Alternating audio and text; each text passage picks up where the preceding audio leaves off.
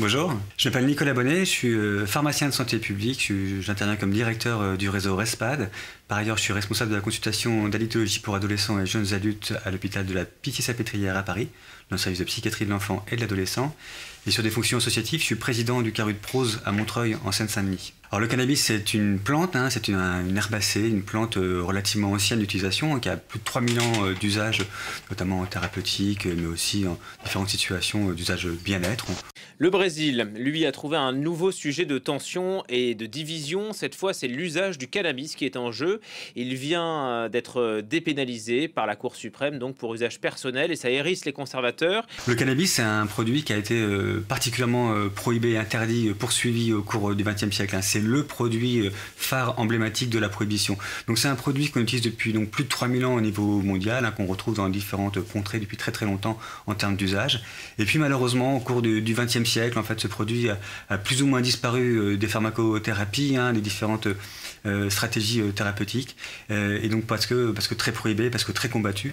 Et puis depuis 20 à 30 ans, une vingtaine d'années particulièrement, on retrouve ces usages-là, de plus en plus présents en thérapeutique. Oui, c'est une décision historique, mais c'est surtout aussi la fin d'un long suspense. Après 9 ans de jugement, la Cour suprême a enfin statué. La détention personnelle de cannabis en dessous de 40 grammes ne sera plus sanctionnée par la loi. Ce n'est plus un crime, donc ça reste tout de même une infraction administrative passible de sanctions éducatives. L'usage du cannabis reste illégal dans le pays. On commence à étudier de nouveau l'ensemble des phytocannabinoïdes et on s'aperçoit dans cette plante de cannabis, avec ces plus de 100 phytocannabinoïdes, il y a donc des cannabinoïdes extrêmement intéressants, on l'a rappelé, CBD, THC, mais également d'autres cannabinoïdes qui vont interagir ensemble. Et donc on s'aperçoit surtout que le plant de cannabis a une utilité et des fonctions en thérapeutique qui sont en fait dans sa globalité. Il faut prendre l'ensemble des phytocannabinoïdes et des terpènes qui sont associés, donc des différents produits présents dans le plant de cannabis pour avoir une action thérapeutique. C'est ce qu'on appelle l'effet d'entourage. Et donc c'est excessivement important d'avoir l'ensemble de ces produits présents. En fait, si les juges de la Cour suprême ont statué sur ces 40 grammes, c'est pour pouvoir différencier un usager d'un trafiquant. En fait, c'est une réponse à une loi de 2006 qui considère comme un crime l'acquisition, le transport et la possession de tout type de drogue, y compris le cannabis pour usage personnel, et qui était passible d'une peine de prison pouvant aller de 5 à 20 ans d'emprisonnement. Pour avoir du CBD, on va du coup avoir différents types de CBD qu'on va extraire des plantes de cannabis. Alors il y a ce qu'on appelle le CBD naturel qui lui va avoir de 3 origines différentes. En tout cas le CBD il va être soit à spectre complet, on va récupérer donc du CBD avec l'ensemble des phytocannabinoïdes de la plante. Donc on aura un produit qui va être du coup qui va contenir l'ensemble des produits psychoactifs, mais en tout cas des produits surtout actifs de la plante de cannabis.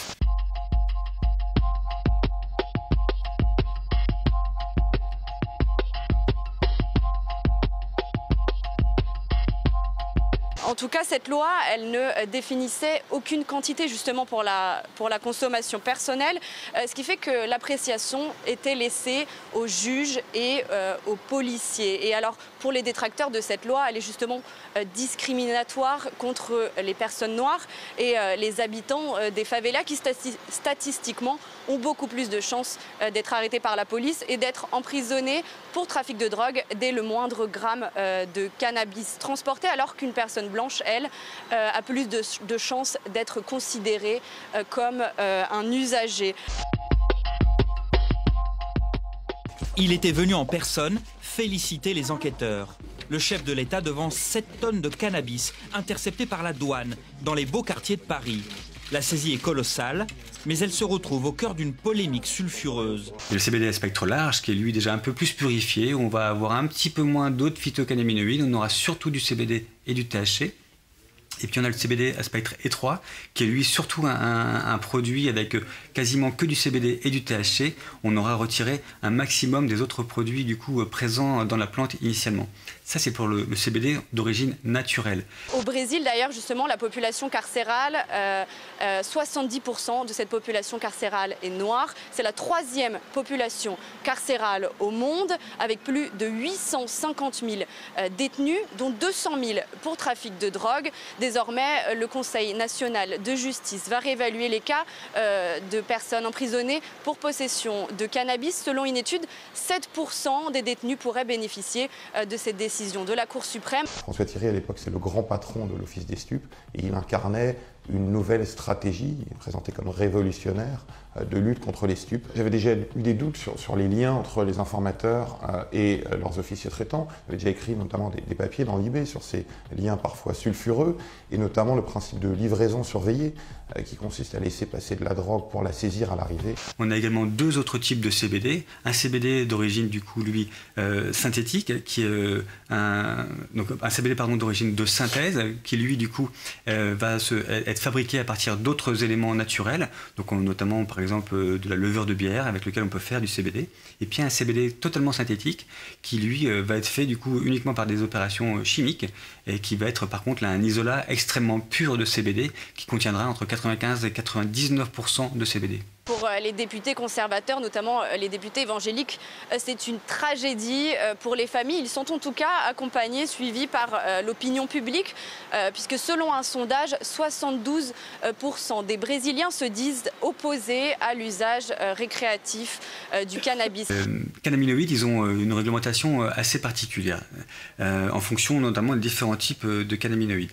Le cannabis, sous la forme de résine, d'herbe et le THC qu'il contient, également sont 3 produits classés comme stupéfiants. Quand ils contiennent du THC, en tout cas à des taux supérieurs à 0,3% de THC, ils sont classés comme stupéfiants, donc ils sont interdits à la vente, interdits à l'usage, voilà, interdits à la distribution. C'est vraiment la loi sur les stupéfiants. Le rappeur américain Wiz Khalifa a été interpellé par la police en Roumanie après avoir fumé du cannabis sur scène. Le Parlement a tout de suite réagi. Le président de la Chambre des députés, Arthur Lira, a annoncé la création d'une commission spéciale. Elle est chargée d'étudier un texte visant à inscrire dans la Constitution que la possession de drogue, y compris le cannabis, constitue un délit. En fait, c'est un texte qui va donc à l'encontre de cette décision de la Cour suprême, mais qui avait déjà été approuvé par le Sénat en avril dernier. Ça s'est passé ce samedi 13 juillet pendant le festival Beach Please à Costinechti dans le sud-est du pays. En plein concert, le rappeur, qui fait souvent référence au cannabis dans ses musiques, a allumé un joint devant les spectateurs. Problème, en Roumanie, le cannabis est considéré comme une drogue à risque et en posséder est passible d'une peine qui peut aller jusqu'à 10 ans de prison. Il s'agit d'Hubert Avoine, qui est venu me voir en avril 2016, donc quelques mois seulement après cette saisie record, et il m'a divulgué, transmis des informations absolument sidérantes sur le rôle que lui avait joué pour le compte de l'Office des stupes. Wiz Khalifa, qui était la tête d'affiche du festival, a été escorté à sa sortie de scène et interpellé par la police avec 18 grammes de marijuana sur lui. Sur X le lendemain, l'artiste a voulu montrer qu'il avait bien retenu la leçon. À l'origine de ce texte, le président du Sénat lui-même, Rodrigo Pacheco, qui se dit opposé à cette décision de la Cour suprême. Pour lui, elle empiète même sur les compétences du pouvoir législatif. Même son de cloche chez le président de gauche, Lula, qui a dit que la Cour suprême ne devait pas se mêler de tout, au risque de créer une rivalité entre les différents pouvoirs. Dans les faits, cette rivalité, elle existe déjà. Le CBD, le THC, l'ensemble des phytocannabinoïdes ont des absorptions très différentes en fonction des individus. D'abord, il faut se rappeler que c'est des produits, pour qu'ils soient actifs et pour qu'ils soient correctement absorbés, il faut ce qu'on appelle les décarboxyler. Il faut modifier un petit peu la molécule. Pour les décarboxyler, pour modifier cette molécule, il faut les chauffer au minimum à 160 degrés. De cette manière-là, on permet du coup à ces produits d'être absorbés correctement par le corps et d'être actifs. Le spectacle d'hier était incroyable. Je ne voulais pas manquer de respect à la Roumanie en m'allumant un joint sur scène. Ils ont été très respectueux et ils m'ont laissé partir. Je reviendrai bientôt, mais sans un énorme joint la prochaine fois. La police l'a inculpé mais ne l'a en effet pas placé en détention. Néanmoins, une enquête est toujours en cours selon le parquet roumain chargé de la lutte contre la criminalité organisée. Lui-même avait été informateur pour l'Office des stupes et il m'expliquait avoir transporté, plutôt gardé 19 tonnes en Espagne, dans le sud de l'Espagne, pour le compte des policiers. Ces dernières années, les tensions entre une Cour suprême un peu plus ouverte aux questions de société et un Parlement très à droite n'ont cessé d'augmenter. Par exemple, en décembre 2023, le Parlement a adopté une loi, la loi dite du cadre temporel, qui restreint la démarcation des terres indigènes, alors que 3 mois plus tôt, la Cour suprême avait jugé cette loi inconstitutionnelle. Si on achète aujourd'hui des produits à base de CBD qui contiennent des taux résiduels de cannabis réellement inférieurs à 0,3% en THC, on risque d'avoir, on a très peu de chances d'avoir des tests positifs salivaires et urinaires si on est consommateur, je dirais, très occasionnel. C'est une consommation unique de produits à base de CBD avec des taux de THC inférieurs à 0,3% a très peu de chances de positiver des tests salivaires et urinaires. La première réaction quand on nous apporte des informations aussi invraisemblables, c'est forcément de se méfier. On se demande même si le type n'est pas en train de nous enfumer, le type n'est pas un peu mythomane. Il était clairement dans un esprit de vengeance.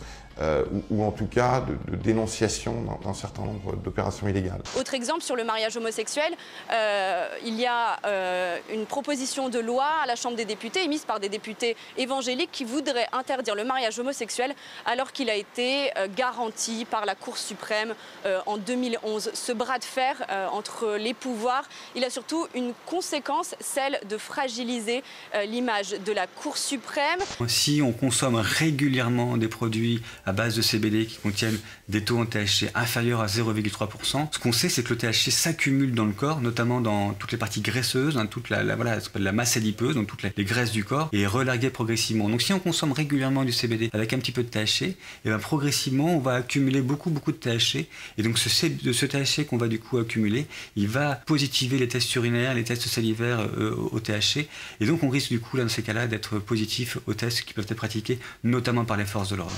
La Cour suprême était déjà régulièrement même l'attaque de l'ancien président d'extrême droite Jair Bolsonaro et de ses partisans qui ne cessent de critiquer cette Cour suprême, des partisans qui d'ailleurs crient régulièrement à sa dissolution et qui avaient même saccagé son édifice lors des attaques au siège du pouvoir le 8 janvier 2023 à Brasilia. Lui avait des motivations qui pouvaient être troubles. Les miennes étaient d'abord d'essayer de comprendre le système. Il faut toujours recouper les informations, essayer de les circonscrire, de les contextualiser et de les authentifier. Il avait d'ailleurs un certain nombre de documents à sa disposition, notamment des textos avec François Thierry et des mails, des dizaines de mails qui s'étaient échangés. Il faut aussi se rappeler quelque chose, c'est que l'impact du cannabis au sens large, donc du THC, sur la circulation automobile, c'est un surrisque d'accident qui est égal qui est de 1,2 à 1,4 fois plus qu'une personne qui n'aurait pas consommé de cannabis. Donc une personne sous cannabis, du coup, a 1,2 à 1,4 fois plus de chances ou de risque d'avoir un accident après avoir consommé du THC qu'une personne qui n'en aurait pas consommé. On est descendu en Espagne, sur la Costa del Sol, qui est un peu l'épicentre du trafic de drogue européen, avec Uber, mais c'était important pour moi de le voir in situ. J'ai fini par comprendre que ce qu'il disait, au moins en partie, était exact. Il faut se rappeler que ce surrisque du coup d'accident de circulation automobile, il est lui égal à le surrisque qui est pris par une personne qui a consommé de l'alcool et qui aurait une alcoolémie égale à 0,3 à 0,5 grammes d'alcool par litre de sang, soit une alcoolémie légale. Donc la réglementation qui interdit l'usage de cannabis du coup dans le cadre de la conduite d'une automobile ou d'un deux roues, et par contre tolère du coup le même risque pour un usage d'alcool. Quand on a sorti nos premières infos dans l'IB, il y a eu énormément de scepticisme autour, à la fois de la part de la hiérarchie policière, dont des hauts cadres ont dit ouvertement dans la presse qu'il était mythomane et que tout ça était totalement faux, que tout ça n'avait pas pu exister, mais également des confrères, soit parce qu'ils ne croyaient pas à ces informations, soit parce qu'ils croyaient tout simplement leurs sources au sein de la police qui leur disaient « méfiez-vous, ce type est un mythomane ». Donc ça a été une difficulté aussi de devoir me confronter, voire parfois m'affronter avec certains collègues. Ce qu'on peut également rajouter, c'est que ce surrisque lié au cannabis, il est bien inférieur au surrisque qui est pris par les personnes qui consomment des benzodiazépines, donc des médicaments ou des médicaments également antalgiques, et qui, elles, ont le droit de conduire un véhicule dans le cadre notamment de prescriptions médicamenteuses, puisque ces médicaments sont excessivement prescrits en France et consommés par des millions de consommateurs actuellement.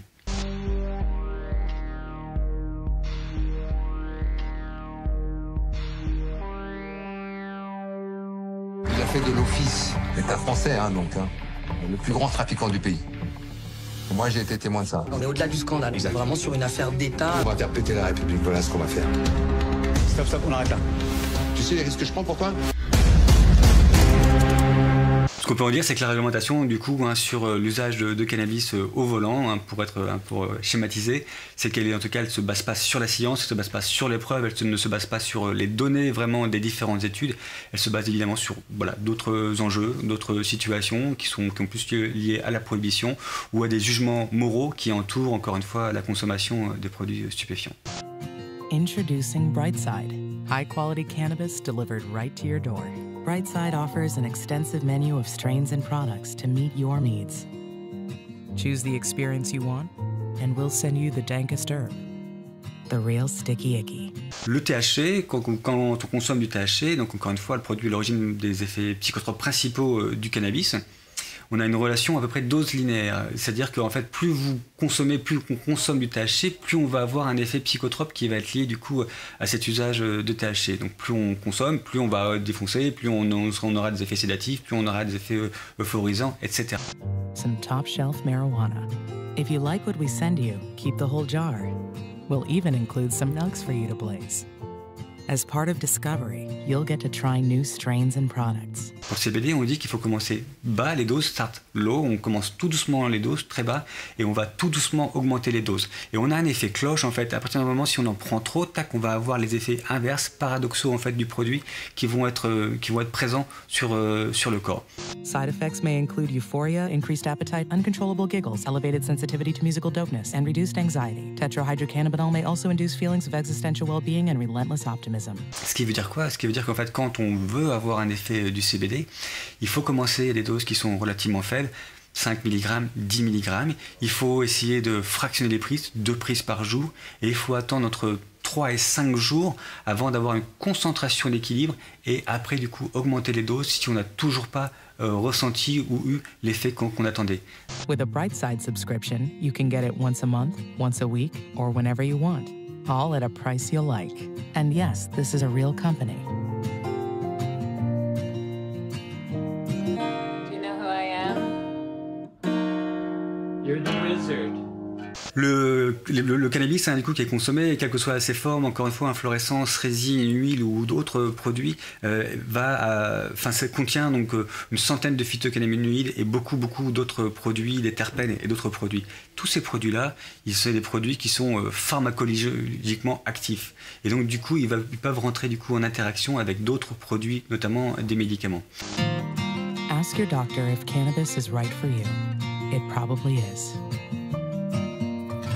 Keep it Brightside. Ces interactions pharmacologiques, quand elles existent, elles sont rarement avec beaucoup d'effets, en tout cas délétères sur la santé. Elles sont très facilement, en tout cas, du coup, on peut très facilement les compenser, on peut très facilement, du coup, agir dessus. Il suffit, du coup, de moduler les prises d'un produit, de l'autre, ou d'espacer les prises. Et puis, c'est aussi se rappeler que ce soit les médicaments ou le cannabis, il y a toujours plusieurs voies d'élimination, plusieurs voies également d'action des produits, et que du coup, à la fin, pour se dire qu'il va y vraiment avoir des interactions médicamenteuses qui vont être délétères pour la personne, c'est quand même quelque chose qui est relativement rare, et tant mieux. Sometimes life can be a little overwhelming. Sometimes the weight of the world can be too much to bear. Sometimes you need to stop worrying and take a deep breath. Sometimes you need cannabis. Buffalo